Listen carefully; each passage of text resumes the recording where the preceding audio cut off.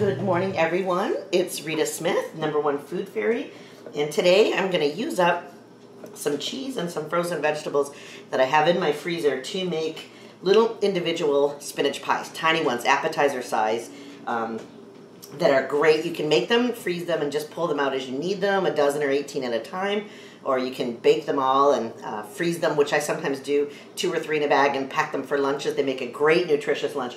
I use phyllo pastry that I buy at the store. I do not make my own. I purchase these at Sobeys. Sometimes you get them on sale, but in any case, they're reasonable. I think there's like 36 sheets in here or something. I'll have to work to use them all up. So store-bought phyllo pastry. Today I am using frozen spinach because I have it and I want to use it up. It won't make any difference to the texture of the finished product. If I had fresh, I'd use it. But what I have is frozen, so I'm using that. I have dill, which I froze last summer when I had a ton of it, more of it than I could use. I threw one in the freezer, and I'm glad that I did because I'm going to use that mixed with the spinach to give the recipe some interesting kick. I have got some feta, which I bought. It's a brand new container, and last time I bought feta, I ended up throwing it away, so I'm using this feta. I'm going to drain it and then cut it into very tiny crumbly cubes. And I'm also going to use up a bit of Balkan Kajmak cheese that was in my fridge. It's perfectly good. We just bought it a few days ago, but I know I'll forget that I have it, and it will go to waste in my fridge. So I'm going to add this to the recipe, which will make it a little bit creamier. And then the other thing, which is traditionally added to help bind the filling together, is 1 raw egg, which I will stir in with all the ingredients to help keep it a nice solid shape when I make the little pastries. And I will use some flour. I'll dust the working surface with flour so that the phyllo doesn't stick. So give me a couple of moments to get all this assembled into a bowl, and then I will come back and show you how quick and easy it is to make tiny little pies. I think, holy mackerel, they're like $9 for a dozen. Last time I saw them in the freezer. We can do way better than that. We're gonna do way better than that. So I'll be back in just a moment.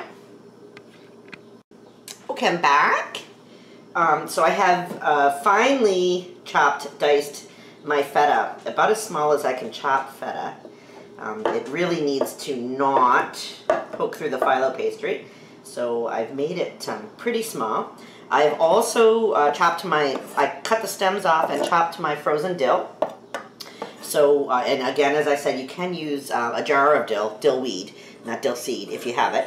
But I'm just going to take that and sprinkle it around in my spinach, which is thawing nicely there. Actually, that spinach was bought chopped and frozen, so I didn't have to do anything to the spinach but open the bag. So there goes all the dill into the spinach. I can probably move this closer now so you can see what I'm doing.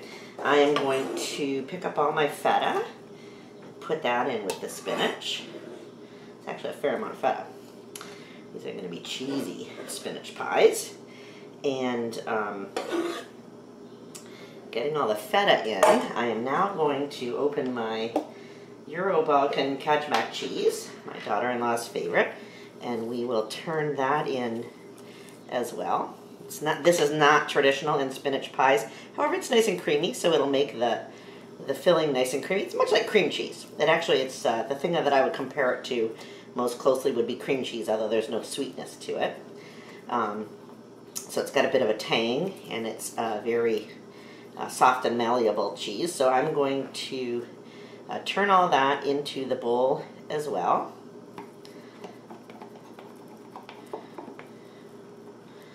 Okay, I'm going to take a minute to turn all this together in the bowl and come back and see. Because I'm using such an addition of a soft cheese, I may not need to add an egg to bind it, but we'll see. So there is spinach and dill, feta and kajmak, and I'm going to turn it all together. I may add some egg, I may not. We'll see when I get back.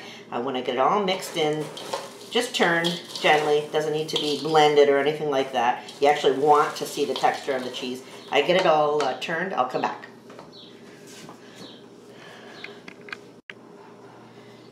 Okay, I have rolled my phyllo out of the box and onto the flour-covered counter. I took my pizza cutter and I cut halfway through the whole stack of phyllo, and then I cut in 3 so that each piece of phyllo now has been cut into 6 squares. They're not exactly symmetrical, but that doesn't really too much matter. If I get deeper down into the pile and I need to cut again, I'll just cut again. But I find that to be a lot more effective than constantly moving around sheets of phyllo, which, like, frankly, let me just pull one up for you here. They're, like, you can read through this, okay? You could read a newspaper through that. That's supposed to be the sign of good pastry dough. It's very fine, and the more you handle it, the more likely you are to wreck it. So I'm going to take a spoon of my filling, and I'm going to put it in one corner of the pastry, not the middle, one corner. I'll do this 6 times. Oop, that's more than that pastry is going to be able to handle. Okay, I can see I'm going to run into a problem here because that pastry has already split. But I will put 6 spoons of filling into one corner. I guess you would decide that whether you're right-handed or left-handed, which corner you want it to be. 6 spoonfuls of pastry filling onto the pastry. Okay, there, that looks about right. And then what I'm going to do is lift the corner of just one sheet of pastry, and I'm going to pull it over that way. I'm going to pull it over that way. Oops, get over there, you. I'll pull it over that way, and then I'll kind of tuck everything under to the best of my ability, and that is one pastry. And in fact, what I should do ahead of time is I'm going to get a tray.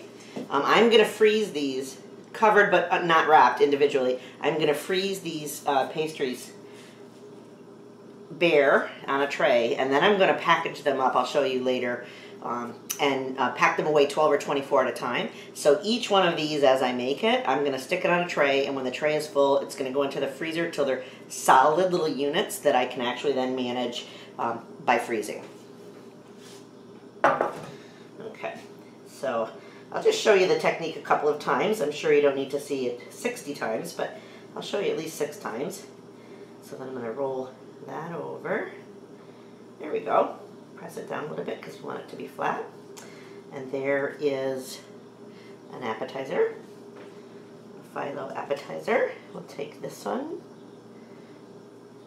Point to point, point to point. Oops, that one broke. So here's one of the things I like about this recipe. This one's going to get wrapped twice. Let's give it over here where I've got, there we go. A little bit of extra pastry isn't going to hurt it, and it will prevent the filling from leaking out all over the cookie tray. So this one might not turn out to be quite as golden brown as the others, but I don't want to lose my filling, so there you go. And depending on your preference, if you love the pastry and as much as you love the filling, you can wrap this in 2 leaves. Like, it doesn't have to be just one thin leaf. It's just the way I do it. Okay. You can see the edge of that guy there. So we're going to pull up the first edge. There we go. I got 2 there anyway. Okay. Roll it around. Bend it over. Squeeze it just a little bit flat. Okay, there you go. There is a little baby spinach pie for you. I make these with a variety of fillings. I like the ones with squash filling, actually. And squish it down a little bit. Oh. Okay, I'm breaking the pastry there, but I think I have enough left over on this one to fix it. So there we go. I love to have, you know, I don't know, 4 dozen, 5 dozen, 6 dozen of these in the freezer. I don't freeze them all together. I might put them in their own individual containers.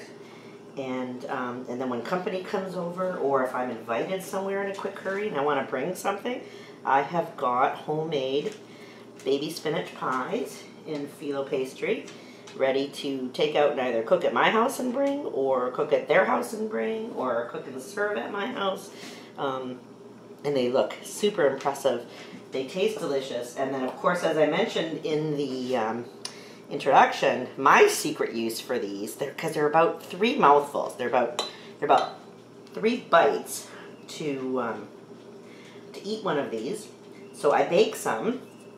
I put 3 of them in a Ziploc bag and Well, I bake them and then I freeze them, and I put 3 of them in a Ziploc bag and take them wherever I'm going to work that day. There we go. And in the middle of a meeting, you can sneak one out of your briefcase and eat it. It's full of iron, full of vitamin A, full of everything that spinach is famous for. Eat your spinach, as Popeye would say, and my son David would say. And a little bit of cheese for protein, and a tiny bit of pastry, which amounts to, you know, it's paper thin, so it's not like eating a Kaiser bun, that's for sure.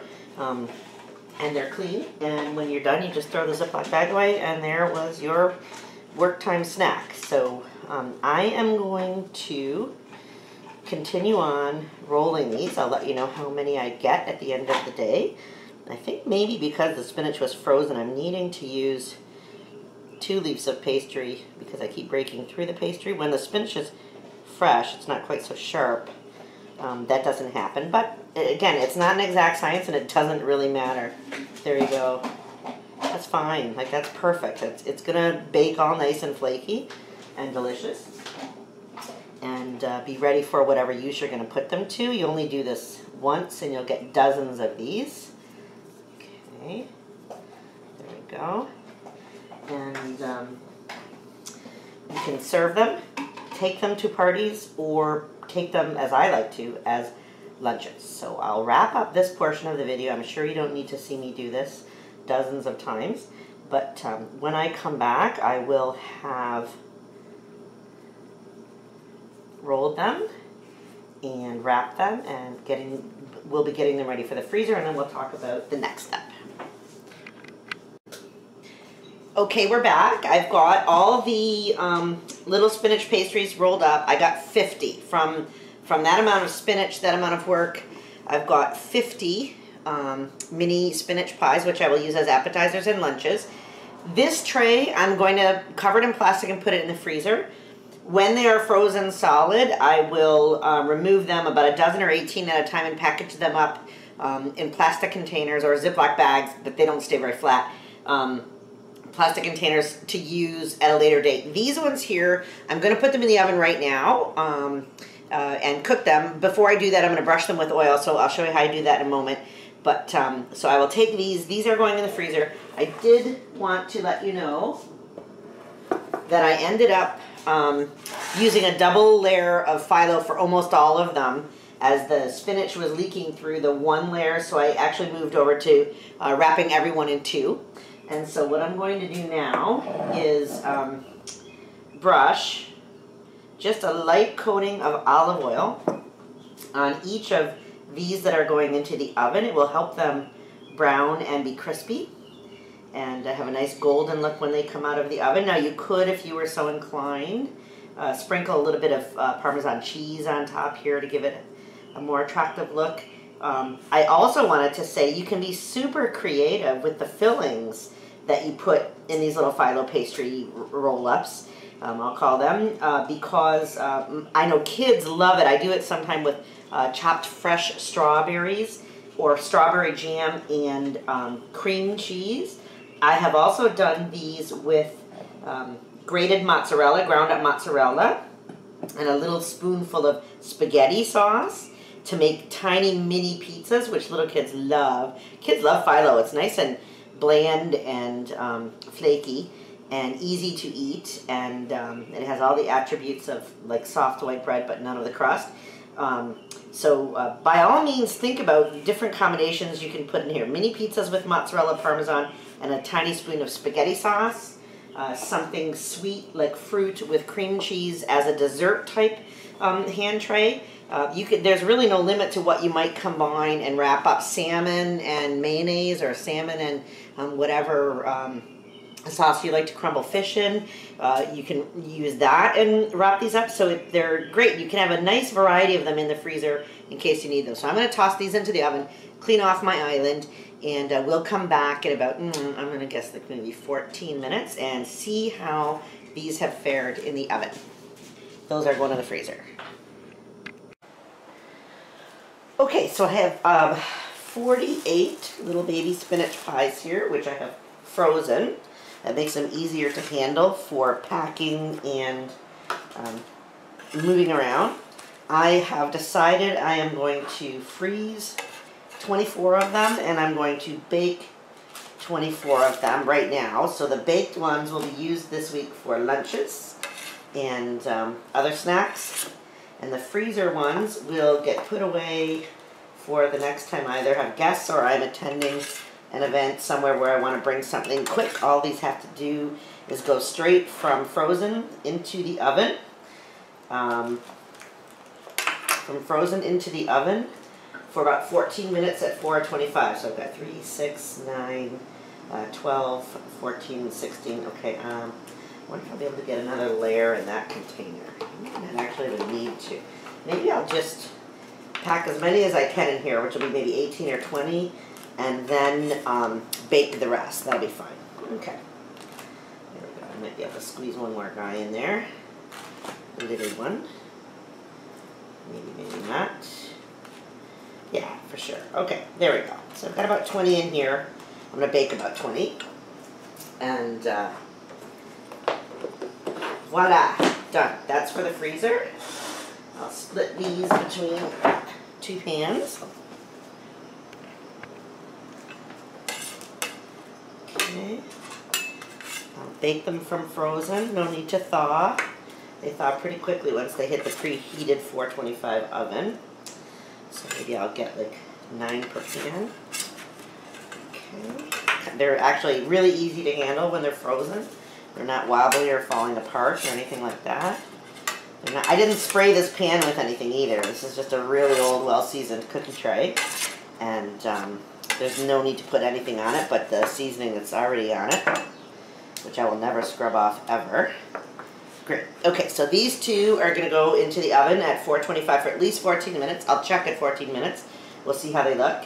And this batch here is going back into the freezer for a future party. I'll come back when these are out of the oven so we can see how they did from frozen.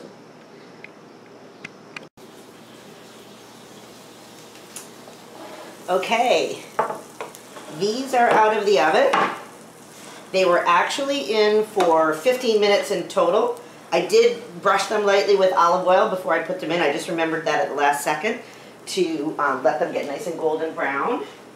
And so what I'm going to do now is remove them from the baking trays so that they don't stick, especially the ones where a little bit of cheese has leaked out. There is some risk that they'll stick to the tray as they cool. So I want to move those now. Oops.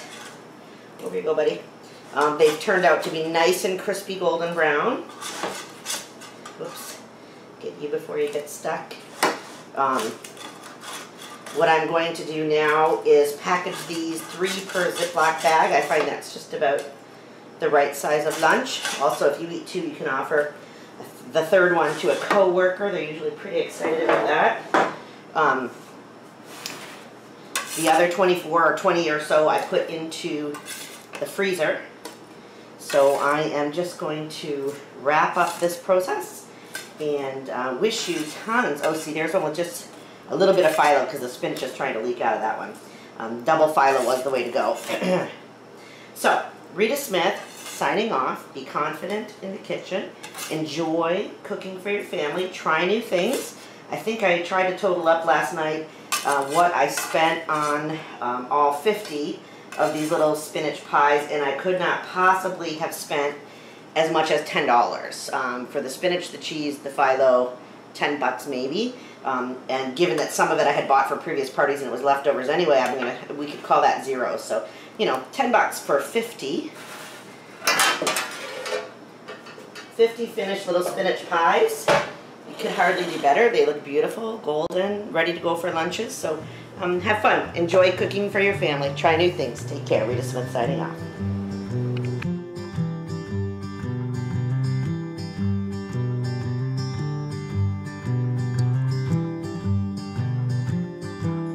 I'm so sick of reality TV. I'm so tired of my girlfriend ignoring me. I sure could use a little